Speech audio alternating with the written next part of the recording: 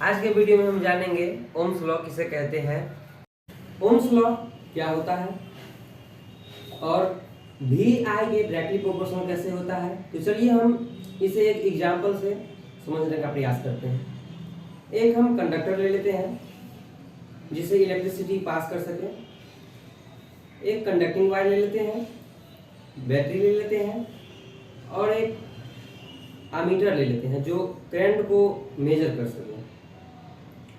तो हम करेंगे क्या कि कंडक्टर के दोनों इंड को कंडक्टिंग वायर से जोड़ देंगे और कंडक्टिंग वायर के एक इंड को बैटरी से जोड़ देंगे और एक इंड को एमीटर में जोड़कर उसके बाद बैटरी के दूसरे इंड से हम जोड़ देते हैं। अगर हम 1 वोल्ट का बैटरी लिए हैं तो हमें करंट 2 एम्पियर प्राप्त हो रहा है। अब हम एक और बैटरी ले लेते हैं। तो 2 वोल्ट का अगर बैटरी है तो एमीटर में हम देख रहे हैं क्या कि 4 एम्पियर हो गया है, करंट जो है 4 एम्पियर है। और एक और बैटरी हम ले लेते हैं जो 3 वोल्ट हो जाएगा। 1 वोल्ट का अगर बैटरी है तो एक और बैटरी अगर उसमें हम जोड़ देंगे तो 3 वोल्ट हो जाएगा।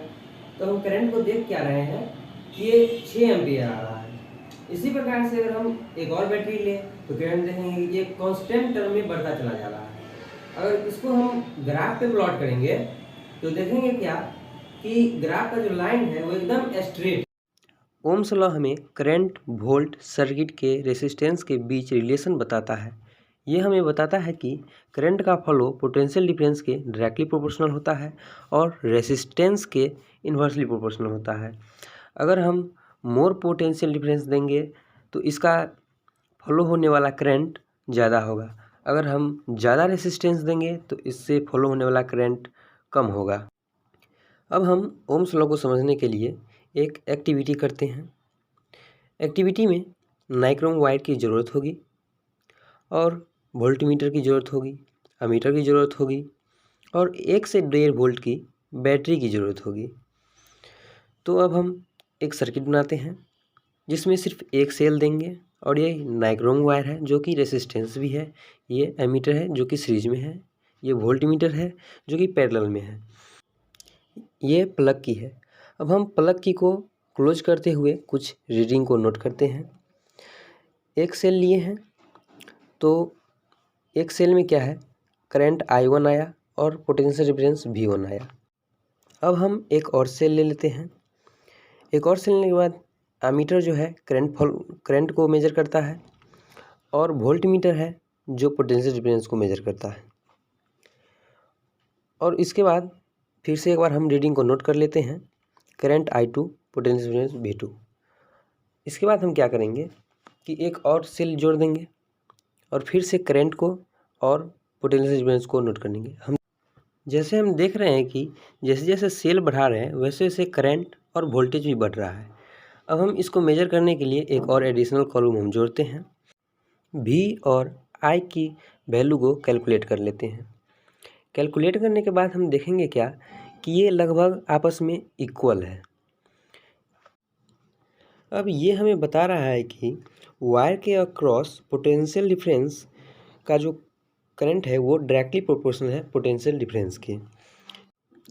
इस रिलेशन को जर्मन फिजिशियन जॉर्ज साइमन ओम ने 1827 में खोजा था। यहाँ पे रेजिस्टेंस देखते हैं आपकी कांस्टेंट है, इसलिए V डायरेक्टली प्रोपोर्शनल है I के। ये है ओम्स लॉ। अगर V डायरेक्टली प्रोपोर्शनल है I के तो इसका मतलब ये भी है कि V/I एक कांस्टेंट टर्म है और ये कांस्टेंट रेजिस्टेंस है। रेजिस्टेंस क्या है? ये किसी वायर के फॉलो होने वाले चार्ज को ये रेसिस्ट करता है, इसी को हम रेसिस्टेंस कहते हैं। यहाँ रेसिस्टेंस कांस्टेंट था। वोल्टेज की ऐसा यूनिट होती है वोल्ट और करंट की एम्पियर और रेसिस्टेंस की क्या होती है, यह है ओम। अगर किसी कंडक्टर में पोटेंशियल डिफरेंस 1 वोल्ट है और उसमें 1 एम्पियर करंट फॉलो करता है तो उस कंडक्टर का रेसिस्टेंस 1 ओम होगा। अब हम ओम्स लॉ को समझने के लिए एक और एक्सपेरिमेंट करेंगे।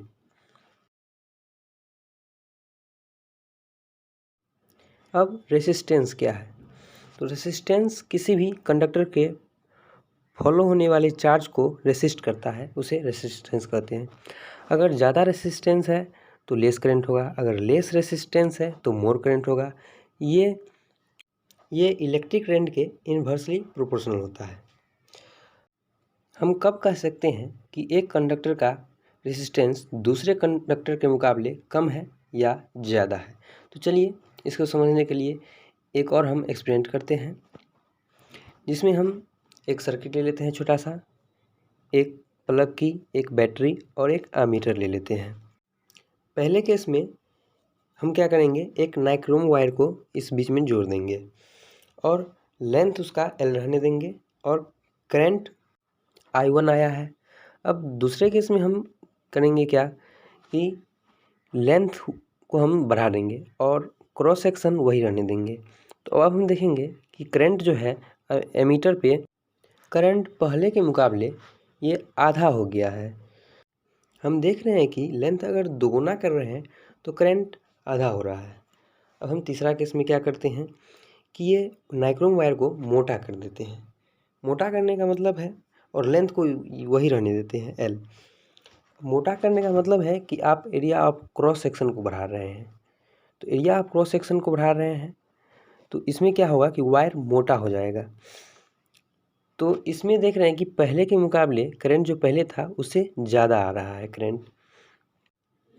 अब हम चौथा और आखिरी केस करते हैं। इसमें नाइक्रोम वायर की जगह कॉपर वायर ले लेते हैं। हम लेंथ भी सेम है रखे हुए हैं और एरिया क्रॉस सेक्शन भी सेम रखे हुए हैं, लेकिन मटेरियल बदल दिए हैं। तो अब जो हम एमीटर में करंट देखेंगे वो पहले के मुकाबले ज़्यादा है। तो चलिए सबको हम बारी बारी से समझते हैं। केस 2 में हम देख रहे हैं कि जैसे जैसे हम लेंथ को बढ़ा रहे हैं वैसे वैसे करंट कम होते जा रहा है, यानी कि लेंथ के इन्वर्सली प्रोपोर्शनल है करंट। और ओम्स लॉ में हम जानते हैं कि करंट इन्वर्सली प्रोपोर्शनल है रेसिस्टेंस के, लेकिन रेसिस्टेंस जो है लेंथ के डायरेक्टली प्रोपोर्शनल है। वायर जितनी ज़्यादा लंबी होगी रेसिस्टेंस उतना ही ज़्यादा होगा। दूसरे केस से हमें पता चल रहा है कि वायर तो सेम है लेकिन एरिया क्रॉस सेक्शन भी सेम है और वायर के लेंथ को हम बढ़ा दिए हैं और टेम्परेचर भी सेम है। लेकिन देख रहे हैं जब लेंथ बढ़ रहा है तो करंट कम हो रहा है, यानी कि रेसिस्टेंस है वो लेंथ के डायरेक्टली प्रोपोर्शनल है। अब तीसरे केस में हम देखते हैं कि लेंथ हम वही रहने दिए हैं लेकिन एरिया ऑफ क्रॉस सेक्शन को बढ़ा दिया है।